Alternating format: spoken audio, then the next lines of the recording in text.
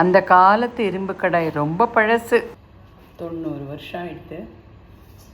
அந்த காலத்து மாதிரி உருளைக்கிழங்கு காரக்கறி இதில் பண்ணினா செம்மையாக டேஸ்ட்டாக இருக்கும். நம்மளோட யூஸ்வலாக பண்ணுற டிஷ்ஷை இந்த மாதிரி ஒரு பழைய கடாயில் எடுத்து பண்ணோன்னா கண்டிப்பாக அந்த காலத்தில் பண்ணுற மாதிரி அதே வாசனை அப்படியே தான் இருக்கும்.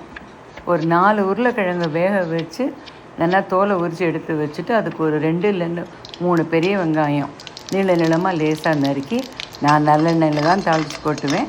கடுகு, உளுத்தம்பருப்பு, கொஞ்சம் ஜீரகம் தாளித்து கொட்டி இந்த வெங்காயத்தை அதில் போட்டு மீடியம் ஃப்ளேமில் வச்சு கொஞ்சம் பெருங்காயம், உப்பு, மஞ்சப்பொடி போட்டு அதை வதக்கணும். அது நல்லா கரெக்டாக வதங்கணும். ரொம்ப கோல்டன் ப்ரௌன்லாம் ஆகக்கூடாது.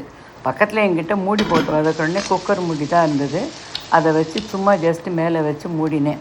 வெங்காயம் வதங்கின உடனே இதுக்கு மாத்திரம் காஷ்மீரி சில்லி பவுடர் தான், செம்ம வாசனையாக இருக்கும். நான் ஹோம்மேடு இருந்தாலும் காஷ்மீரி சில்லி பவுடர் தான் யூஸ் பண்ணுவேன்.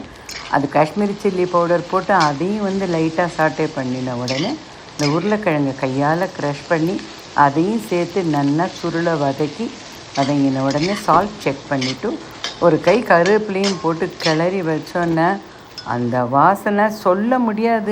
இந்த மாதிரி இரும்பு கடாயில் பண்ணுற சமையலுக்கு ஈடு இணையே கிடையாது.